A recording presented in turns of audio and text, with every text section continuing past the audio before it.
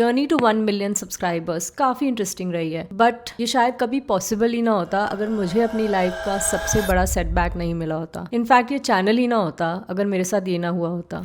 शुरू से स्टार्ट करते हैं। मेरी लाइफ काफ़ी प्रिविलेज्ड रही है। मेरे दोनों पेरेंट्स काफ़ी एजुकेटेड थे। मेरे फादर मैक में मैनेजर थे, फिर उन्होंने सक्सेसफुल बिजनेस किया। मेरी मॉम मैथ्स टीचर थी, शायद इसीलिए मैं पढ़ाई में काफ़ी अच्छी थी, अच्छे मार्क्स आते थे स्कूल में, काफ़ी चेयरफुल थी। मेरे फेस पे दोनों साइड पे डिम्पल्स आते थे, बट मुझे तब भी ऐसा कभी नहीं लगा कि मैं बहुत सुंदर हूँ, बहुत कूल हूँ। इनफैक्ट मैं यही सोचती थी कि अगर मैं थोड़ा और कूल होती तो कितना अच्छा होता, और सुंदर होती तो कितना अच्छा होता। तो उस टाइम पे प्रीति जिंटा काफ़ी ज़्यादा फेमस एक्ट्रेस थी एंड उनके फेस पे एक डिम्पल आता था और वो बहुत क्यूट लगती थी। और मुझे लगा कि शायद अगर मेरे फेस पे भी दोनों साइड पे डिम्पल ना आए, उसकी जगह सिर्फ एक ही साइड पे डिम्पल आए, तो मैं भी शायद और अच्छी दिख सकती हूँ और सुंदर दिख सकती हूँ। तो मुझे क्या पता था कि मेरी जो विश है वो पूरी हो जाएगी, क्योंकि एक सुबह मैं उठी और मैंने देखा कि मेरे एक साइड का डिम्पल चला गया है। मैं अपनी आंख नहीं बंद कर पा रही, मैं स्माइल नहीं कर पा रही, मैं पानी भी नहीं पी पा रही थी, ढंग से बोल भी नहीं पा रही थी। मेरा एक side of the face paralysed हो गया था, मैं अपनी मसल्स को मूव नहीं कर पा रही थी। मैं बहुत ज्यादा शॉक हुई। डॉक्टर्स के पास गए हम लोग। डॉक्टर्स ने बोला बेल्स पैल्सी है, ठीक हो जाएगी। बट मुझे क्या पता था ये कभी भी पूरी तरह से ठीक नहीं होगी और मुझे एक इनकम्प्लीट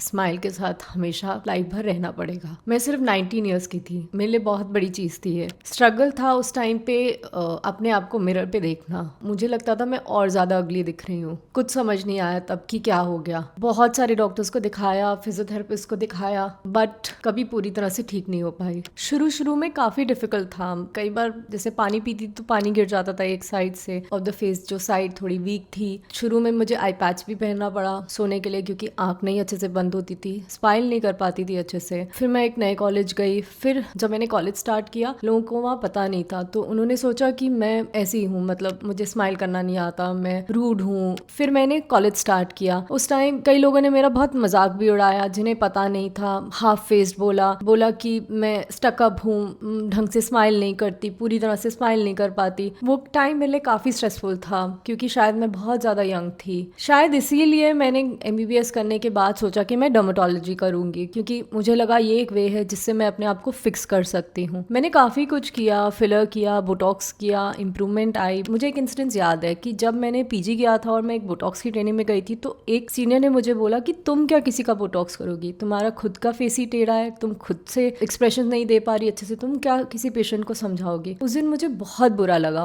और मैंने ये डिसाइड कर लिया कि जितने भी लोग हो सके मैं उनको हेल्प करूंगी, ताकि किसी और को ये सब सुनना ना पड़े कि वो गुड इनफ नहीं है, वो सुंदर नहीं है, या वो कोई एक चीज नहीं कर सकते क्योंकि वो जैसे भी दिखते हैं। वो काफी ज्यादा पेनफुल स्टेटमेंट थी, बट मेरे लिए काफी ज्यादा इनकरेजिंग भी थी, क्योंकि उस टाइम मुझे रियलाइज हुआ शायद मेरी जो एक कमी है वो मेरी सबसे बड़ी स्ट्रेंथ है, कि मेरे पास वो एम्पैथी है समझने के लिए कैसा लगता है जब आपको फील होता है कि आप इतने अच्छे नहीं दिखते, आप इतने सुंदर नहीं दिखते। शायद इस चीज ने मेरी काफी हेल्प की पेशेंट्स की प्रॉब्लम समझने में, उनका पर्सपेक्टिव समझने में, उनसे कनेक्ट करने में, और शायद इस चैनल को स्टार्ट करने में, इस चैनल को ग्रो करने में। अगर बहुत पहले मेरे 20s में, जब मैं मिरर भी नहीं देखना चाहती थी, अगर तब मुझे कोई बोलता कि तुम YouTube वीडियोस बनाओगी और एक दिन तुम्हारे 1 मिलियन सब्सक्राइबर्स होंगे, मैं ये चीज बिल्कुल भी बिलीव ना कर पाती, क्योंकि उस टाइम मिरर देखना ही इतना मुश्किल होता था। कैमरा के सामने आना तो बहुत ही बड़ी स्ट्रगल थी। जब खुद को ही इतना अच्छा ना समझो तो आप अपने आप को इतने बड़े प्लेटफॉर्म पे कैसे ला सकते हो। तो इसलिए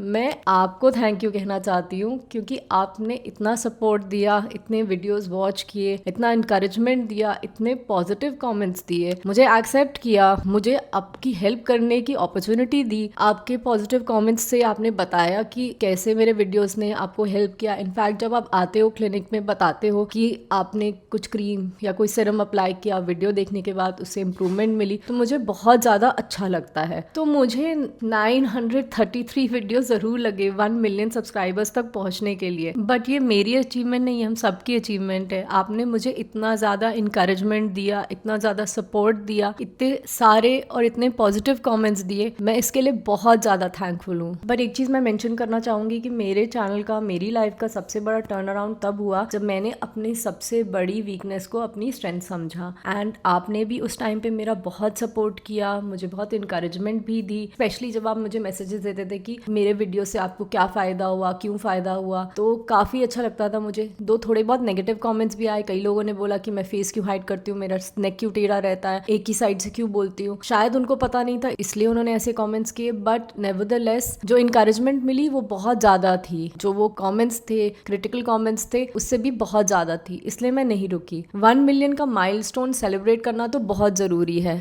बट ये एंड नहीं है, मेरी जर्नी कंटिन्यू रहेगी। और अगर आपका कोई सजेशन है, आप अगर कुछ बताना चाहते हो कि क्या हम कर सकते हैं और इम्प्रूवमेंट के लिए इस चैनल पे, डेफिनेटली आप प्लीज़ कमेंट करके बताना कि और क्या चीज़ पे हम वर्क कर सकते हैं और कैसा कंटेंट आप देखना चाहते हो। इन द एंड आपके साथ साथ मैं थैंक यू करना चाहूँगी अपनी फैमिली का, फ्रेंड्स का, अपनी टीम का, जिन्होंने मेरा साथ दिया, मेरा साथ नहीं छोड़ा, इनकरेज किया, पेशेंस दिखाई, एंड आपको जिन्होंने अपना वैल्यूबल टाइम दिया, ये वीडियोस देखे, उन पे लाइक किया, कमेंट किया, शेयर किया और इस चैनल को सब्सक्राइब किया। Thank you for watching.